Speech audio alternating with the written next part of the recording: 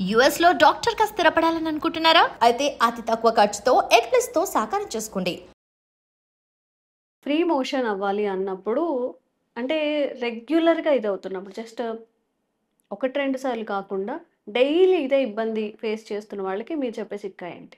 ఓకేమా.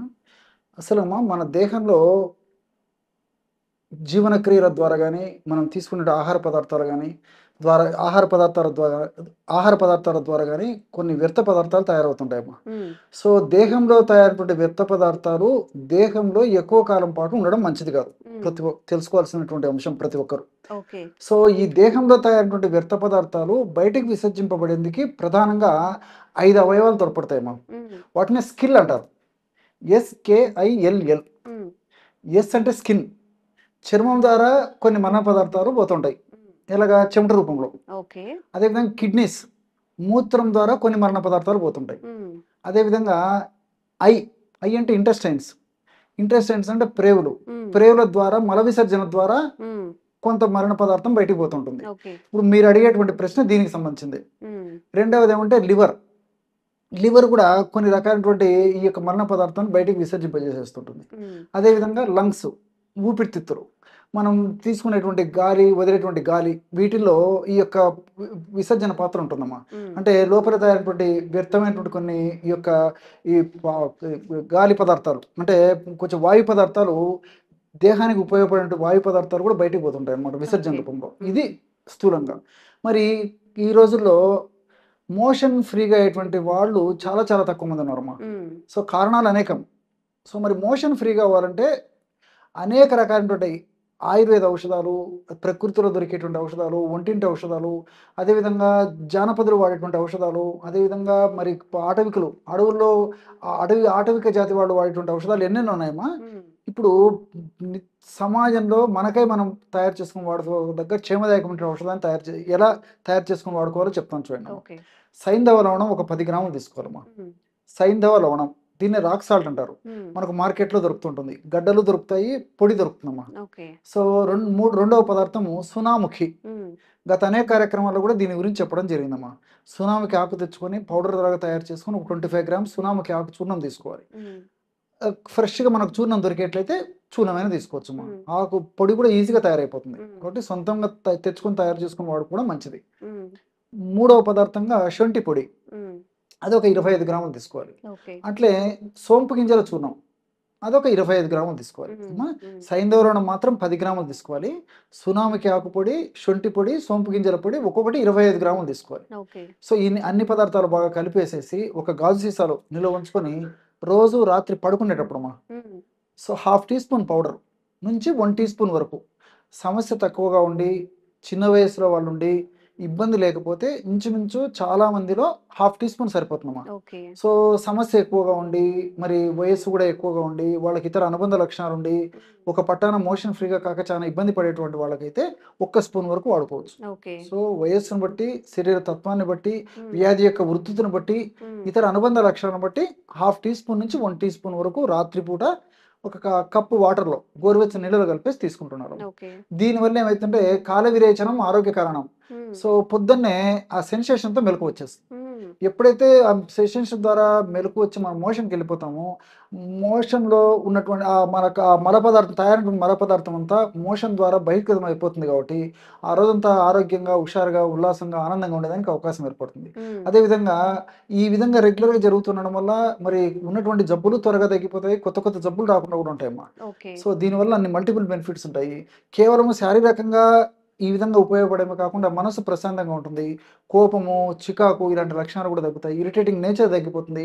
ప్రశాంతమైనటువంటి జీవనం కూడా అలవడడానికి అలవాటయిపోతుందమ్మా. ఓకే. కాబట్టి మనస్సు మీద, దేహం మీద రెండిటి మీద ప్రభావం చూపేటువంటి శక్తి హ్మ్. మోషన్ ఫ్రీ అయ్యే దాంట్లో ఉందమ్మా. హ్మ్.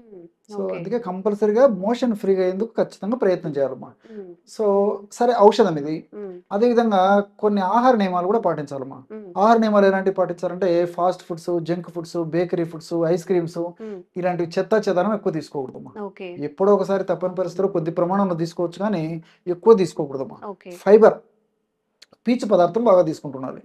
మరి అదేవిధంగా మనకు ప్రకృతిలో దొరికేటువంటి సర్వసాధారణంగా దొరికేటువంటి ఈ వెజిటబుల్స్, రా వెజిటబుల్స్ బాగా తీసుకోవాలి. డ్రై నట్స్, డ్రై ఫ్రూట్స్, అదేవిధంగా సీజనల్ ఫ్రూట్స్, మామూలు ఫ్రూట్స్ ఇవన్నీ కూడా తరచుగా ఎక్కువ తీసుకుంటూ ఉండాలమ్మా.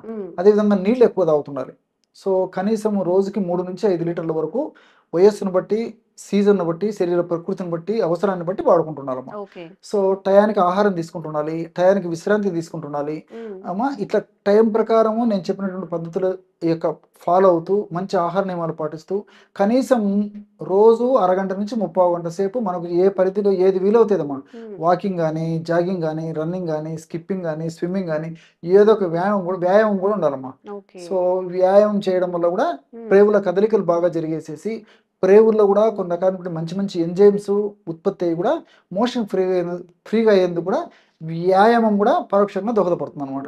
కాబట్టి ఏమంటే ఆహార పరంగా జాగ్రత్తలు తీసుకుంటూ నేను చెప్పినటువంటి పద్ధతిలో వ్యాయామం చేస్తూ మరి ఈ యొక్క ఔషధాన్ని కొన్నాళ్ళ పాటు వాడి ఆపేసినప్పటికీ మనం పాటించేటువంటి ఆహార నియమాల ద్వారా, మనం పాటించేటువంటి జీవనశైలి విధి విధానాల ద్వారా, వ్యాయామం ద్వారా మరి మరలా ఈ సమస్య పునరావృతం కాకుండా కూడా ఉంటుందమ్మా. కాబట్టి కేవలము మందు మీదనే ఆధారపడకుండా, అంటే ఇలాంటి ఔషధం మీదనే ఆధారపడకుండా మనం తీసుకునేటువంటి జాగ్రత్తల వల్ల కూడా మరి ఈ యొక్క ఔషధ ప్రభావం మన దేహంలో దీర్ఘకాలం పాటు ఉంటూ సదా కాపాడుతున్నప్పటికీ మనం పాటించేటువంటి నియమాలు కూడా చాలా చాలా ముఖ్యం. ఇప్పుడు చాలా మంది అడుగుతుంది ఏంటంటే బిజీ లైఫ్, మీరు ఏది చెప్పినా మేము ఇంట్లో చేయలేకపోతున్నాం, బయట మార్కెట్లో అంటే రెడీ టు యూస్ అలా దొరికేవి ఏమైనా ఉన్నాయా అని చెప్పి, అలాంటివి ఏమైనా ఉన్నాయా సార్? ఉన్నాయమ్మా, చాలా చాలా ఉన్నాయమ్మా. అది కూడా చెప్తాను చూడండి. మార్కెట్లో ద్రాక్షారిష్ట అని దొరుకుతుందమ్మా. మనకు ద్రాక్ష పళ్ళతో తయారు చేస్తారు. అట్లే అభయారిష్ట అని చెప్పేసి ఒక మెడిసిన్ దొరుకుతుంది. ఇది కరక్కాయతో తయారు చేస్తారమ్మా. కరక్కాయ ప్రధాన ద్రవ్యంగా ఉపయోగించి. సో ఇవన్నీ లిక్విడ్ రూపంలో దొరుకుతాయమ్మా. సో రాత్రి పడుకునేటప్పుడు 2 టీ స్పూన్లు అంటే 10 ml ద్రాక్షారిష్ట, 10 ml అభయారిష్ట, అక్కడ 20 ml అయింది కదమ్మా, 20 ml వాటర్ కలిపేసేసి రోజు రాత్రిపూట తీసుకుంటూ ఉండడం వల్ల కూడా చాలా చక్కటి ఫలితం కలుగుతుందమ్మా. ఇదొకటి. సో ఇలాగ వాడుకోవచ్చు. మరి ఏదన్నా షుగర్ ఉన్నటువంటి వాళ్ళు కానీ, లేకపోతే ఈ మూత్ర సంబంధించినటువంటి సమస్యలు ఉంటాయమ్మా. కొంతమంది మూత్రం ఎక్కువ వస్తూ ఉంటుంది, ముఖ్యంగా రాత్రిపూట. ఇలాంటి వాళ్లకు మరి ద్రాక్షారిష్ట, అభయారిష్ట లాంటివి లిక్విడ్ రూపంలో ఉన్నటువంటి ఔషధాలు వాడుకోవడం వల్ల మరి రాత్రి యూరిన్ ఎక్కువ అయ్యేదానికి అవకాశం ఉంటుంటుంది. కాబట్టి అలాంటి వాళ్ళు మాత్రం ఈ యొక్క ఇది కాకుండా ఇప్పుడు ఈ త్రిఫల చూర్ణం ఉంది కదమ్మా, అందరికీ తెలుసమ్మా. ఈ త్రిఫల చూర్ణము, అదేవిధంగా అవిపత్తికర చూర్ణం అని చెప్పేసి దొరుకుతుందమ్మా. అవిపత్తికర చూర్ణం, త్రిఫల చూర్ణము, అవిపత్తికర చూర్ణం, ఈ 2 సమానంగా కలుపుకోవాలమ్మా. మనకు 2 మార్కెట్లో దొరుకుతాయి. 50 grams త్రిఫల చూర్ణం అయితే 50 grams అవిపత్తికర చూర్ణం. ఈ 2 పదార్థాలు బాగా కలిపేసేసి ఒక గాజు సీసాలో నిల్వ ఉంచుకొని రోజు రాత్రిపూట పడుకునేటప్పుడు 1 టీ స్పూన్ పౌడర్ని నీళ్ళలో కలిపేసి తీసుకుంటున్నారమ్మా. 1/2 టీ స్పూన్ నుంచి 1 టీ స్పూన్ వరకుమ్మా. ఇంతకుముందు నేనైతే ఏదైతే ఈ యొక్క సైంధవరణము, శొంఠి, సునామకి, సోపు గింజలతో తయారు చేసుకున్నటువంటి పొడి డోస్ చెప్పాను, ఈ యొక్క పొడిని కూడా అదే డోస్లో వాడుకోవచ్చమ్మా. అంటే 1/2 టీ స్పూన్ నుంచి 1 టీ స్పూన్ వరకు ఒక 50 ml గోరువెచ్చని నీళ్ళలో కలిపి తీసుకున్నప్పటికీ కాలవిరేచనం ఆరోగ్య కారణం. సో టయానికి ఆ సెన్సేషన్ ద్వారా మెలకు వచ్చేసి మోషన్ ఫ్రీ అయ్యేందుకు ఉపయోగపడుతుందమ్మా. కాబట్టి and for more videos please subscribe to iDream. Please subscribe to iDream. Please subscribe iDream. And please subscribe to iDream. For more videos, subscribe to iDream. please like, share and subscribe to the channel. Congratulations, iDream. Subscribe to iDream. Subscribe to iDream. So subscribe to iDream Media. iDream ki iDream team andarki huge congratulations. Please subscribe iDream Media. Please subscribe to iDream. Subscribe iDream. Please subscribe to iDream. iDream అంటే నా కళల channel subscribe చేసుకున్న నోరు తిరుగుతలేదు, మీరైతే గంట గుర్తు కొట్టండి. For more such videos, please subscribe to iDream.